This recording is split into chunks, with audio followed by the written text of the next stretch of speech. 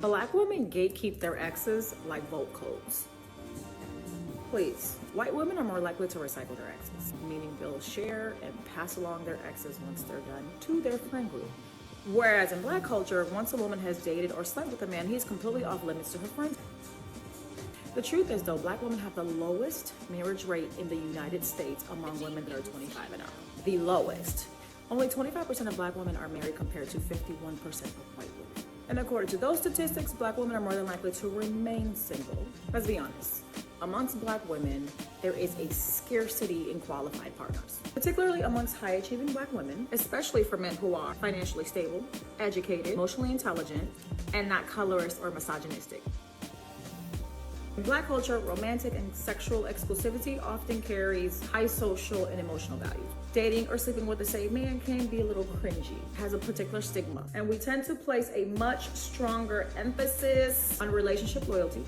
No messing with my ex, no talking to my ex, no being friends with my ex. Are we for real? In contrast, white social circles, especially amongst the liberals, college-educated, upper middle class of white women, they approach dating far more casually and understand that it's a bit more transactional, separating sex from long-term attachment. Let's talk about Sex in the City versus Insecure. Do you think Samantha would have given a shit if she had a relationship with Mr. Big before Carrie got to him? Miranda would have cared. Now imagine Insecure, imagine Issa and Molly. How many episodes we would have gotten over their friendship being ruined because Molly dated Issa's ex? Black shows will always and often depict deep ruptures in friendships over a man. So this means refusing to date recycled men leads to less black women being married, particularly if we're only sticking to one dating group. I'm done. Welcome back to the channel. You see the information on the screen, so you know I'm all about marriage.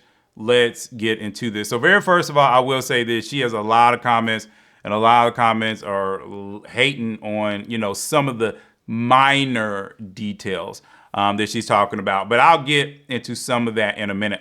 The very first thing I wanted to talk about on this is, like one person actually says it, that Kevin Samuels brought this up. I'm not sure because I never really particularly actually watched a lot of Kevin's videos.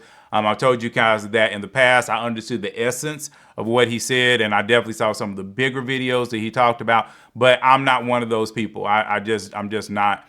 And so I don't really necessarily follow someone to the point where I've seen 80% of their videos.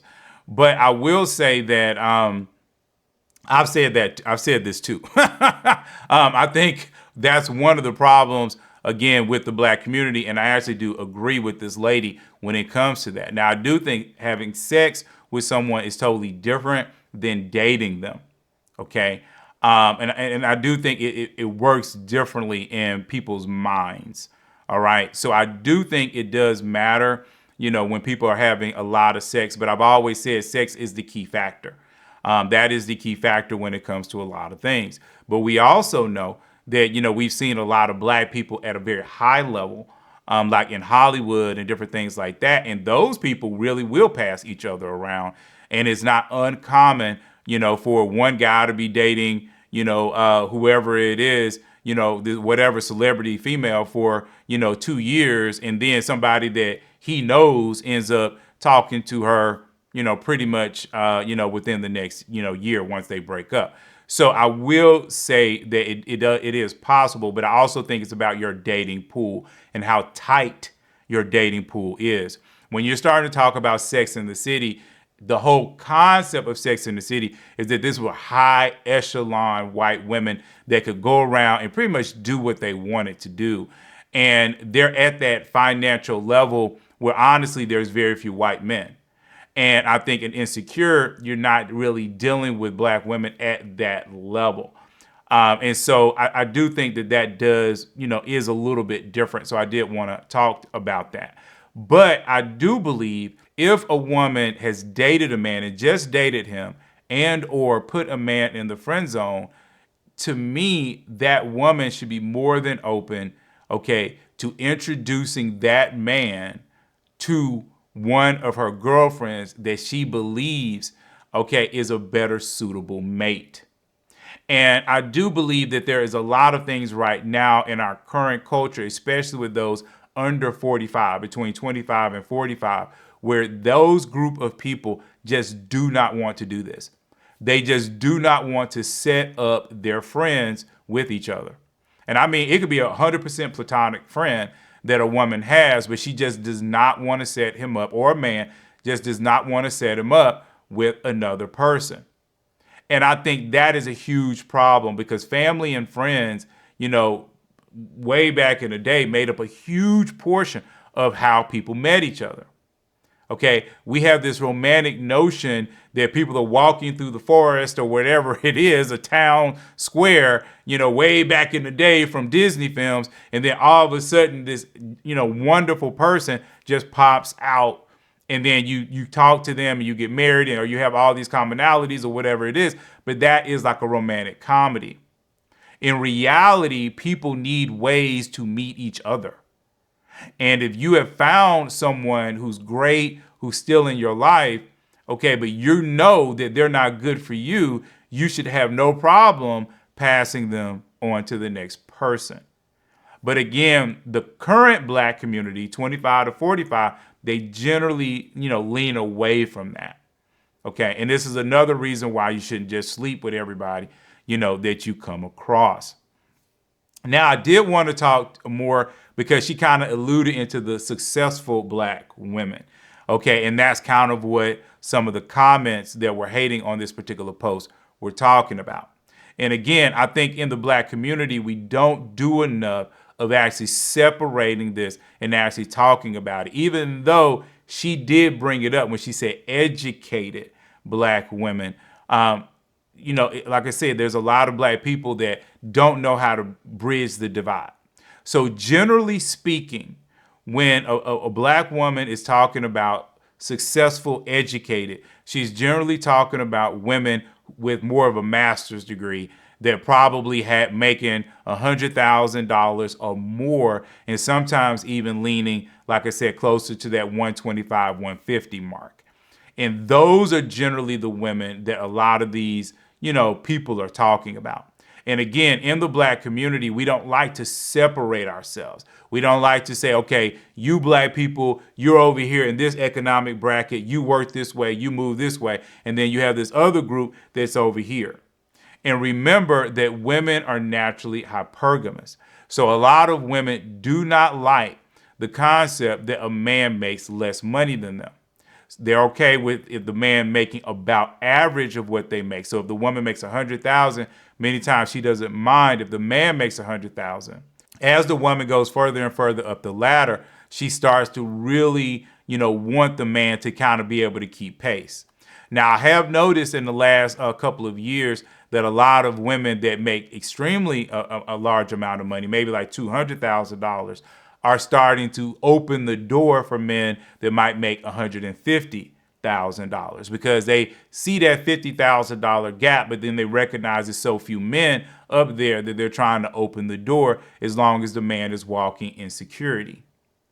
And so I think that you do have that. But even upon, like I say, even once you get over $150,000, I mean, you're really at the top 10 to 15% of men.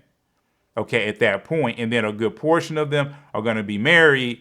And then a good portion of them ain't even going to be, checking for you. And once you're at that level, there's just going to be a lot of other reasons why a man might not talk to the woman. He might not find her attractive. He might not like her personality. He might not like, her style or whatever. And I've talked a lot, again, about personality, because unless the woman is in a field like nursing, and the reason why I bring up nursing is because nursing right now is an anomaly.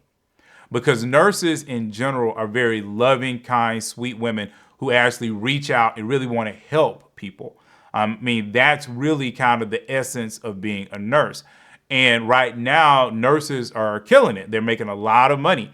Many of them are making, 180,000 and above. So those women tend to be very sweet, but yet they're making that kind of money.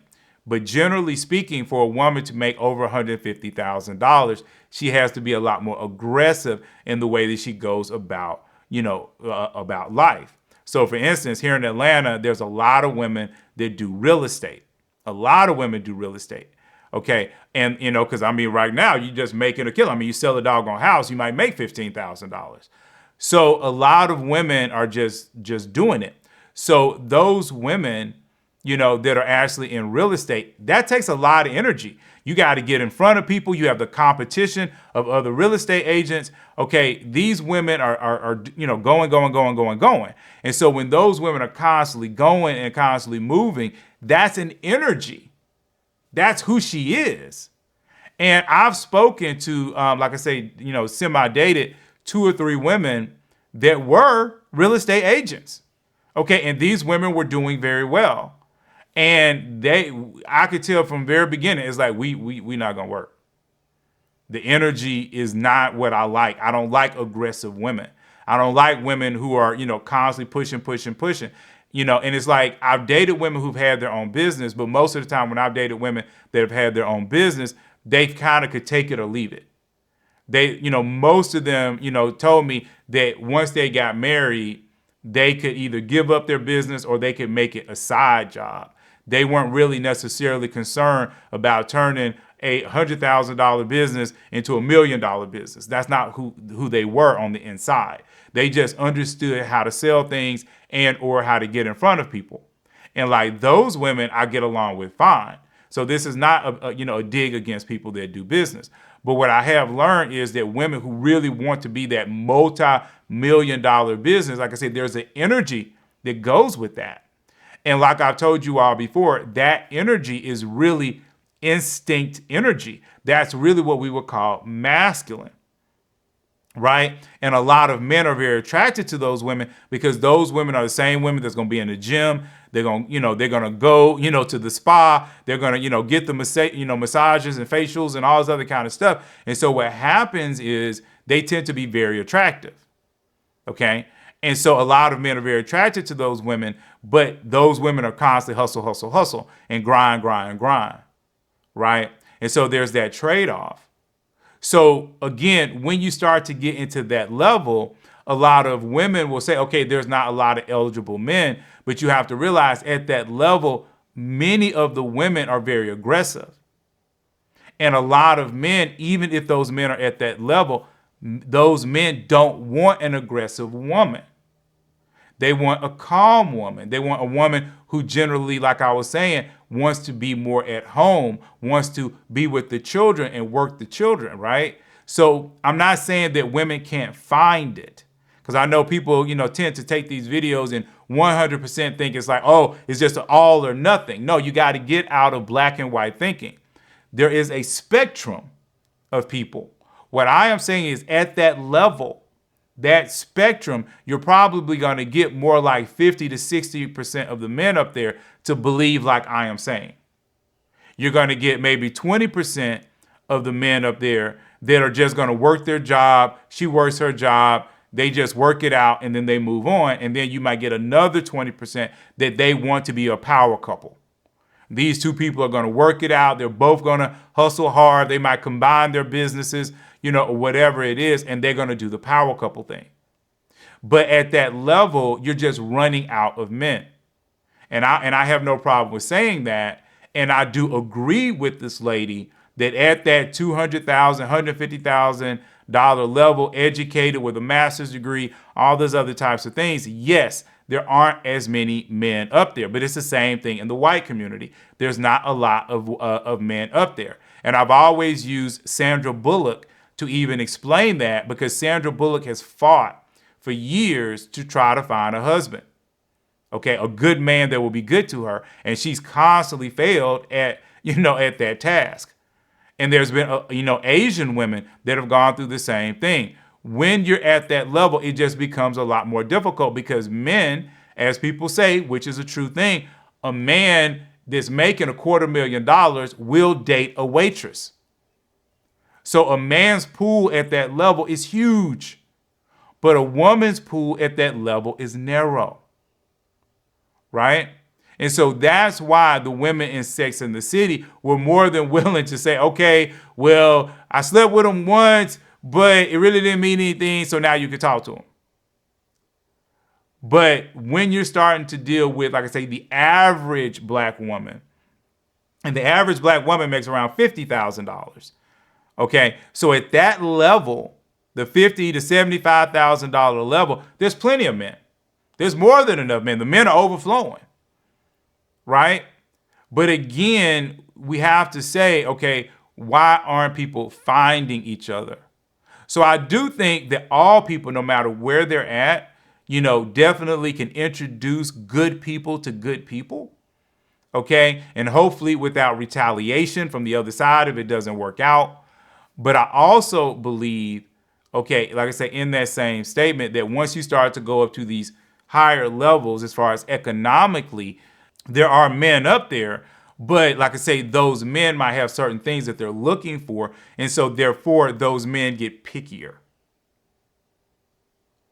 Anyway, every other Thursday, we do Thursday Talks. In June, we are going to not do them live. Right now, they're live. They come out on YouTube. In June, we're going to just do a Zoom call. So hopefully people can come out and they can actually speak. People don't have to be in the chat. They can actually talk, out a lot of these things. So anyway, please like, please subscribe, and I'm going to see you all in the very next video.